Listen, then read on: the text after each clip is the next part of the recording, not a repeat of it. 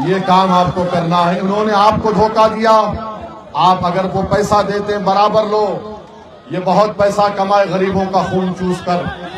ये सीमांचल की जनता को गरीब रखकर अपनी तिजोरियों में इजाफा किया।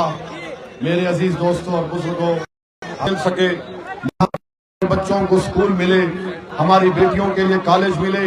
इस सीमांचल में यहाँ पर एम्स बने, यहाँ पर पटना हाई कोर्ट की एक बेंच बने, यहाँ पर रेलवे स्टेशन बने, यहाँ पर रेलवे ट्रैक डाली जाए, यहाँ पर पुल बने। ये सब काम करना है। आप जानते हैं कि जोकीहाट में क्या रोड है या नहीं है? कर देने से हमारी नुक्कड़ सभा नहीं होगी। सुनो बंदारों, तुमने यहाँ की लाइट बंद की, अब जोकीहाट की जनता तुम्हारे घर की लाइट गुल करने वाली है इंशाअल्लाह।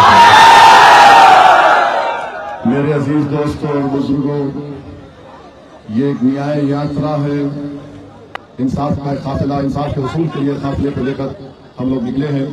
आप तमाम से एक ही गुजारिश है कि आप आने वाले असेंबली विधानसभा के इलेक्शन में जोकीहाट से दोबारा मजलिस इत्तेहाद मुस्लिमीन के उम्मीदवार को कामयाब करिए। मैं आपको बताना चाह रहा हूं कि पिछले बार आपकी दुआओं की वजह से, आपकी वोट और मेहनत की वजह से अल्लाह सुब्हानहू व तआला ने मजलिस के उम्मीदवार को कामयाब किया था, मगर उस शख्स ने अपने जाती मफादात की तकमील के लिए अपने जमीन को बेच दिया और सीमांचल और जोकीहाट की जनता को धोखा देकर अपने जमीन की नीलामी न सिर्फ अपने लिए की बल्कि अपने साथ 3 और को लेकर गए। मगर आज आपके पास एक वक्त आया है कि आप अपने गम और गुस्से का इजहार कर सके। मैं आपसे अपील करने आया हूं कि मजलिस इत्तेहाद मुस्लिमीन सीमांचल में और बिहार में आपकी एक मुस्लिम क़यादत को बनाना चाहती है। बिहार में और पूरे देश में हर समाज की एक सियासी लीडरशिप है, चाहे वो प्रकाश के हों, ईबीसी के हों, यादव हो, दलित हो, मगर बिहार के 19% मुसलमान और भारत के 15% मुसलमानों के पास अपनी कोई सियासी क़यादत नहीं है। आज हम देखते हैं कि बिहार में और खास तौर से सीमांचल में जो आज नाइंसाफी सीमांचल से की जा रही है, यहाँ पर इस इलाके को बिहार का हिस्सा है, मगर ऐसा लगता है कि बिहार की सरकारों ने सीमांचल को अलहदा करके रख दिया। ऐसा लगता है कि बिहार में कोई पुरसाने हाल नहीं है। मेरे अजीज दोस्तों और बुजुर्गों, हम आपसे अपील करने आए हैं कि जब विधानसभा का चुनाव होगा, क्या आप मजलिस इत्तेहाद मुस्लिमीन के पतंग छाप निशान पर बटन दबाकर वोट डालेंगे? आप वोट डालेंगे?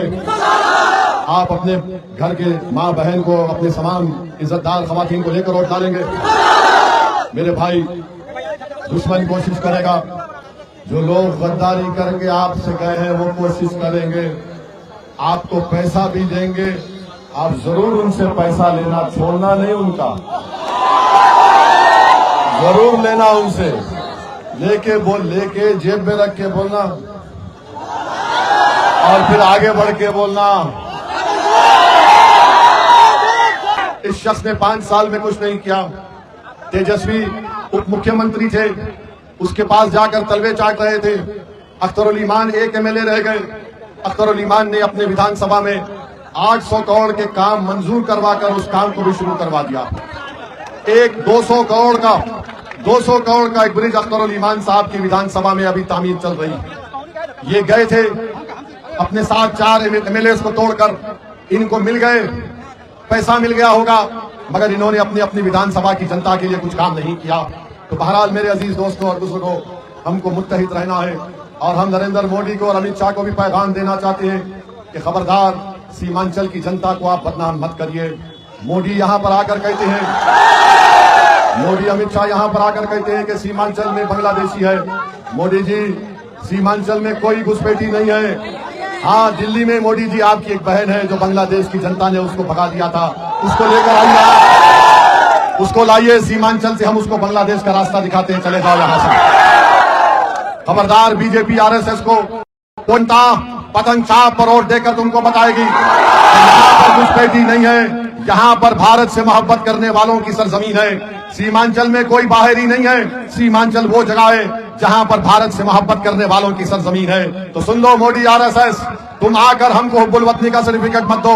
अगर तुमको जरूरत है तो हम तुमको बताएंगे वतन से कैसी मोहब्बत की जाती है। तीसरी बात मेरे अजीज दोस्तों और बुजुर्गों, मोदी, अमित शाह, नीतीश कुमार, चिराग पासवान और कुशवाहा साहब ने एक काला कानून बनाया है वक्फ के ऊपर।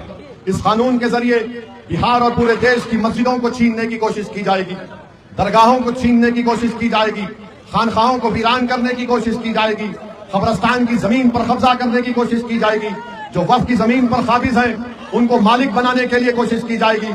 और आप जानते हैं कि भारत की पार्लियामेंट में जब इस तरह का काला कानून पेश किया गया था तो देश ने देखा, बिहार और सीमांचल की जनता ने देखा, अगर कोई उस काले कानून को कानूनी दलीलें देकर उस कानून की धज्जियां उड़ाई और उस कानून को कहा यह काला कानून है, हमने बीजेपी के 300 एनडीए के एमपीज के सामने हमने कह दिया हम इस कानून को नहीं मानते, यह कानून भारत के संविधान के खिलाफ है और असदुद्दीन ओवैसी ने उस कानून को फाड़ के रख जाऊंगा तो इंशाल्लाह मजलिस बाकी रहेगी, देखना इंशाल्लाह, क्योंकि मजलिस को आप लोग आके लेकर बढ़ेंगे। नौजवानों, ये मुस्तकबिल तुम्हारा है, तुम मजलिस को लेकर आगे बढ़ोगे, तुम नेता बनोगे इंशाअल्लाह ताला। मैं तो अल्लाह से ही दुआ करता हूं कि अल्लाह मुझे इस दुनिया से उठाने से पहले मेरी ख्वाब है, मेरी कोशिश है कि भारत के मुसलमानों की एक लीडरशिप बन जाए, हर रियासत में और खास तौर से सीमांचल में बन जाए, कि तुम नेता बनो, मुकद्दर के फैसले तुम अपने करो, तुमको किसी गैरों की चौखट पर जाकर भीख मांगने की जरूरत नहीं पड़ेगी। जब तुम नेता बनोगे तो तुम्हारे पास इतनी ताकत आ जाएगी कि तुम इंसाफ करोगे, तुम जुल्म नहीं करोगे और सीमांचल में खुशहाली आएगी। ये हमारा ख्वाब है इंशाअल्लाह ताला। हम मिलकर इस ख्वाब को पूरा करेंगे, हम मिलकर इस ख्वाब को पूरा करेंगे। आप हमारा साथ देंगे, मजलिस का साथ देंगे, आप वफादारों का साथ देंगे या गद्दारों का साथ देंगे?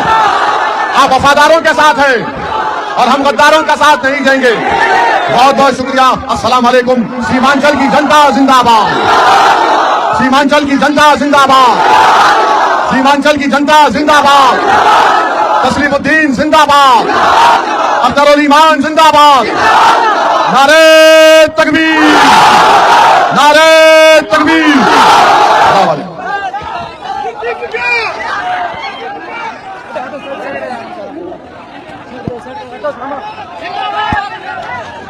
Side side